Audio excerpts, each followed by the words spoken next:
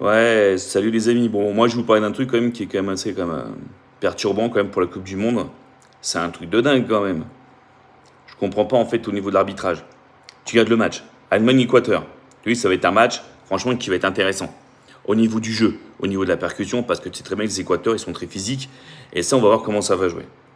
Mais comment, dans une situation, franchement, quand tu as l'Allemagne, joueur de l'Allemagne, qui lève le pied, qui met quand même ses crampons sur la tête du joueur, ouais, équatorien, je ne comprends pas qu'on ne dit pas qu'il y a faute directement. Voilà, on met faute. Peut-être pas carton parce qu'il n'a pas fait exprès, c'est dans l'esprit du jeu, on peut comprendre. Mais dans ce cas-là, il n'y a pas but pour l'Allemagne. Il n'y a jamais but pour l'Allemagne. Franchement, dans ces Coupes du Monde, moi je ne comprends pas. L'arbitrage est à revoir. Bon, beaucoup de matchs. Pas une question. Beaucoup. L'Angleterre, Pickford doit se manger un rouge, il ne le prend pas. Là encore, au niveau, l'Équateur se mange un but, il n'y a pas but. Je ne comprends pas. Donc en même temps, c'est pareil. Quand même pour l'équipe de France, premier match, quand Sané, paf, il le tacle dans la surface, il y a penalty. Il y a 100 fois penalty. Comme on veut, il le déséquilibre. C'est pas surjoué. Voilà. Comme des fois, on peut voir qu'on surjoue. Et là, je peux comprendre, là, c'est litigieux. Mais non. Comment ça se fait que la VAR, franchement, ne veut pas? Des fois, on a l'impression que, voilà, c'est des grosses équipes, on n'a pas envie de les voir perdre. Bah non.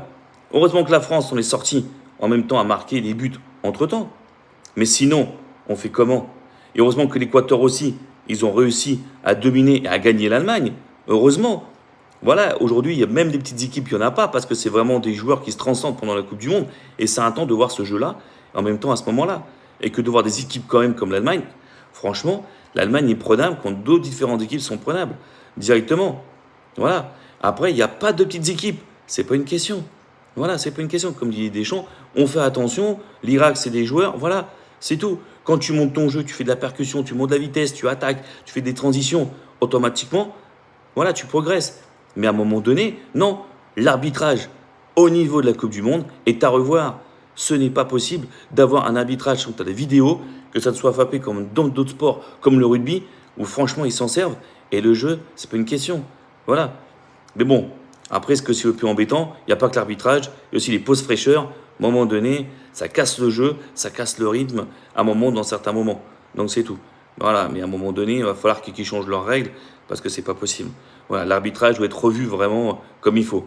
Voilà, faut pas que ça joue en faveur des grands pays, parce qu'à un moment donné, ça le fait pas. Voilà. Bon, allez, sur ce, ciao, et à plus pour d'autres aventures.